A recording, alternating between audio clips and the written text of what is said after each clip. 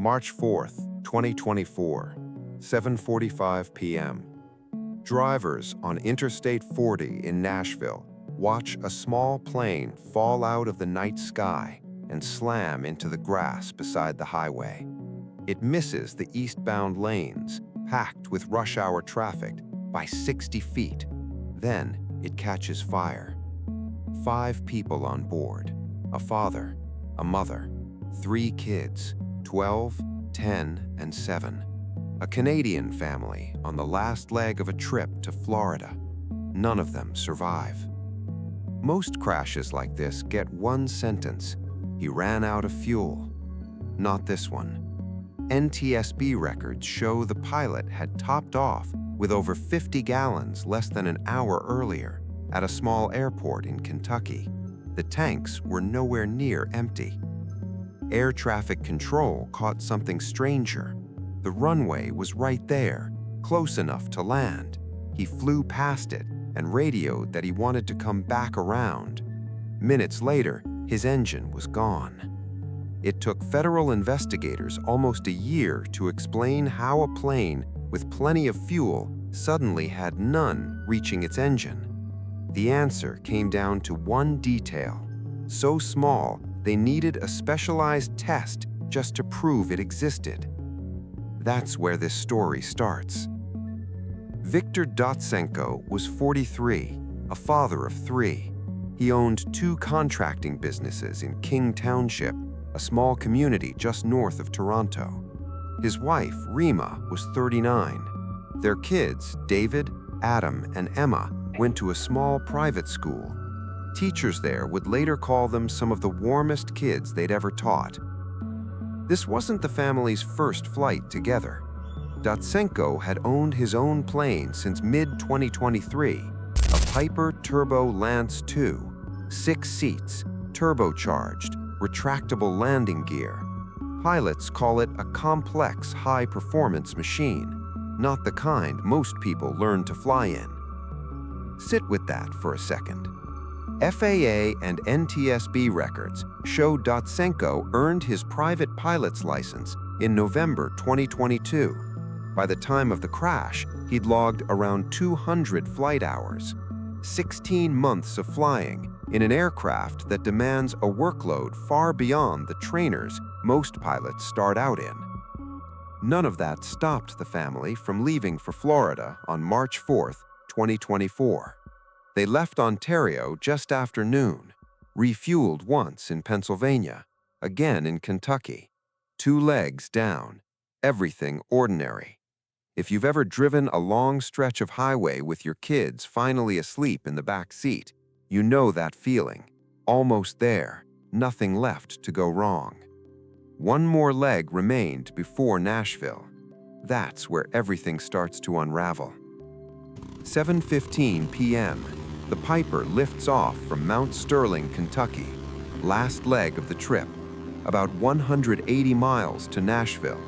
Nothing unusual about the flight plan. Same aircraft, same fuel, same routine they'd already flown twice that day. As the plane nears John C. Toone Airport, just west of downtown Nashville, Dotsenko levels off at 2,500 feet to begin his descent. Air traffic control has him lined up with the runway, 3 miles out. On paper, a normal approach. Then, about a mile from touchdown, Dotsenko does something air traffic control doesn't expect. He says he wants to overfly the airport and circle back for another attempt. That call carries him into Nashville International's airspace, so the local tower hands him off to their controllers. To this day, the NTSB has never been able to say why he made that call. The runway was right there. He didn't take it. On its own, that's not alarming. Pilots wave off landings all the time. Another aircraft on the runway, a gust of crosswind, a bad angle. A go-around is routine. Sometimes it's the smart move. What happens next is fast. Residential security camera audio from the neighborhood below catches the engine running near full power, close to 2,650 RPM, right up until the sound turns rough. Investigators count several sharp popping noises in that audio.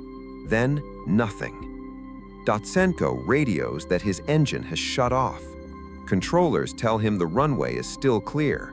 Glide toward it. He answers he's too far out to make it. That's the last anyone hears from him. What happened next comes almost entirely from physical evidence. There was no one left to describe it firsthand. The aircraft kept descending on a heading of roughly 80 degrees. It passed directly over a residential neighborhood on Nashville's west side, then crossed Interstate 40. Its final path came down on the grassy shoulder of the eastbound lanes, then into an embankment just past it, missing the actual travel lanes, thick with Monday evening traffic, by roughly 60 feet. One driver called 911 convinced the plane had nearly hit her own car. On impact, the left fuel tank ruptured. Flames spread fast through the left wing and into the fuselage. Emergency crews arrived to find a small plane burning in the grass between a major interstate and a shopping center at night at the start of a work week. Not one person on that highway was hurt, not one person in the businesses nearby. Inside the aircraft, it was different. All 5 people aboard were killed. Victor Dotsenko, his wife Rima, and their 3 children, David, Adam, and Emma. A pilot with roughly 200 hours flying a plane built for someone with more had run out of altitude, options, and time, all within the same handful of minutes it takes to read this sentence aloud. By the next morning, NTSB investigator Aaron McCarter was standing at the crash site, working through the same question everyone watching the news wanted answered. What actually brought this plane down? The wreckage was moved to a facility in Tennessee where investigators could examine it away from the roadside. Toxicology results on Dotsenko came back clean. No drugs, nothing to suggest impairment. One line of inquiry closed almost immediately. Mechanically, the airframe and engine told a strange story. No mechanical problems found anywhere else in the aircraft. Nothing broken, nothing that would obviously explain a sudden loss of power. Everything that should have kept fuel moving to the engine looked on paper like it was working fine. And that was the problem. If the tanks weren't empty and nothing was broken, the engine still shouldn't have quit. Investigators kept circling back to one component, the fuel selector, the valve pilots use to choose which tank feeds the engine. When they checked its position in the wreckage, it wasn't set cleanly on any tank. It sat somewhere between off and the left main, a position that under the right conditions can choke off fuel flow almost as effectively as an empty tank would. That detail didn't prove anything on its own. Impact forces can shift a valve out of position. Investigators couldn't just take the wreckage at face value. Before this went into a final report, they needed to recreate the failure and confirm it wasn't just an artifact of the crash. That test is where this story gets interesting. To prove that valve position was real evidence, not something the crash created, investigators had to test it. They pulled the fuel selector from the wreckage and rebuilt the system on a bench, set exactly as it was found. Then, using compressed air in place of fuel, they pushed pressure through the same path fuel would have taken toward the engine. Air came through, but not everywhere. It pushed clear out of cylinders 1, 3, and 5. Nothing came out of 2, 4, or 6. The test demonstrated severely restricted fuel flow consistent with the selector's position. Not a full blockage, not a clean opening either. Something in between. Exactly what that valve's resting position would produce. Investigators weren't finished. They tore down the rest of the engine, bore-scoped every cylinder, bench-tested the magnetos, checked the spark plugs, rotated the crankshaft by hand. Nothing broken, worn, or otherwise explained a failure on its own. Then they looked at the propeller. If the engine had still been turning, even weakly, the blades would show it.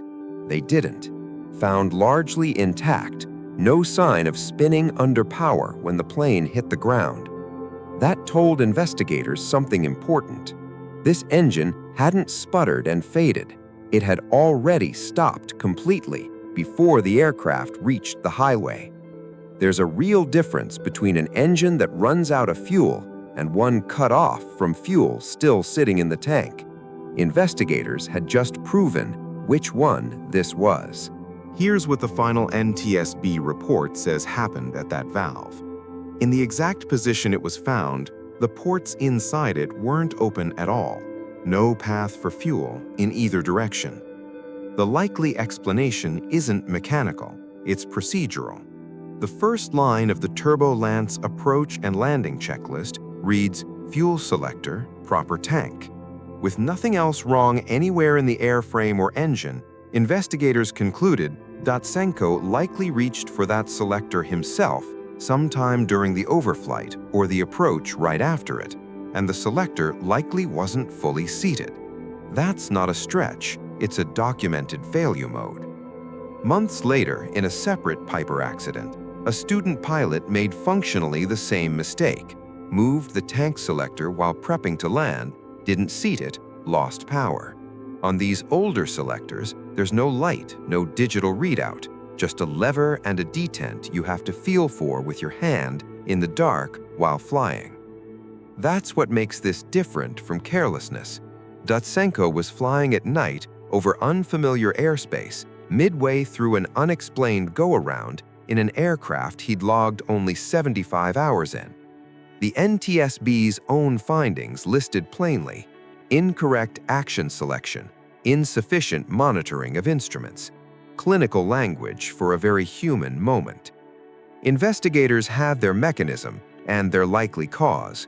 What they never recovered was the other half of the story: why, with the runway already in sight, he chose not to land at all. News of the crash reached Ontario within hours. By the next morning, King Township, a small community about 50 kilometers north of Toronto, was mourning people many residents actually knew, not just heard about. At UMCA Rich Tree Academy, where all 3 Dotsenko children had been students, staff remembered David as a kind-hearted jokester, Adam as an avid chess player, just weeks from a tournament he'd been looking forward to. Emma, the youngest, was remembered with the same warmth. The family had been part of the school community for years. Outside the family's home, flowers and teddy bears started appearing within a day, left by neighbors who hadn't expected to be grieving people they'd waved to that same week.